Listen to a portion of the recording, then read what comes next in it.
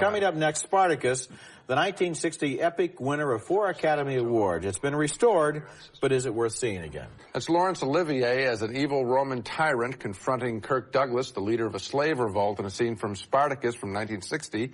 And along with Lawrence of Arabia, Spartacus is considered a thinking man's epic film, the story of a Roman slave played by Douglas who wants freedom for his brothers in bondage. This film had been chopped by censors before its original release. Some of its original negatives were destroyed, but now it has been lovingly restored to its original length by the same experts who saved Lawrence of Arabia. And when I first saw this movie at age 14, I liked the battle scenes more than the love story. Seeing it again now as a 45-year-old, just the opposite reaction, preferring the genuinely romantic scenes between Kirk Douglas and Gene Simmons as the slave who loves him.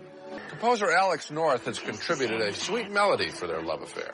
Also most entertaining, Peter Ustinov, an Oscar winner for his supporting performance as the droll, conniving slave dealer who buys Spartacus. The battle scenes as Spartacus leaves the slaves against the Roman army are justifiably famous. Director Stanley Kubrick, then just 31 years old, displaying here an eye for spectacle. One controversial scene that was cut from the original release of the movie and is now restored is the infamous oysters and snails scene with the bisexual Roman nobleman Crassus, Laurence Olivier, inquiring about the sexual preferences of a slave played by Tony Curtis.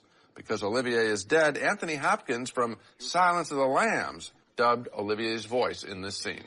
Spartacus does hold up upon second viewing, and in comparison with today's movies, with scenes like that, it seems so much more adult, with mature actors playing fully grown men and women with wit and passion and ideas and sometimes even a world-weary attitude toward life. Today, it seems we're watching mostly boys and girls, and I do recommend strongly seeing Spartacus again. Didn't that impress you? I liked it. I think it's a good epic, but not a great epic. It's not up there with Lawrence of Arabia. No, I don't I'll tell you what, so. I liked Olivier, I liked Kirk Douglas, I liked Charles Lawton, and I really enjoyed Peter Ustinov, who steals the movie just as he did 30 years ago. Every one of his scenes is a little jewel. The thing that I really liked, I think admired the most about this movie that you wouldn't find today is it doesn't end in total victory for Spartacus. It ends with the victory of his idea that slavery is wrong, and that's a bittersweet ending, and it's all the audience is going to get instead of the triumphant hero in a very simple-minded victory. I think there's another thing. The age, it seems, I'd have to go back and check it, but the age of the players and the way they carried themselves seems to be so much more adult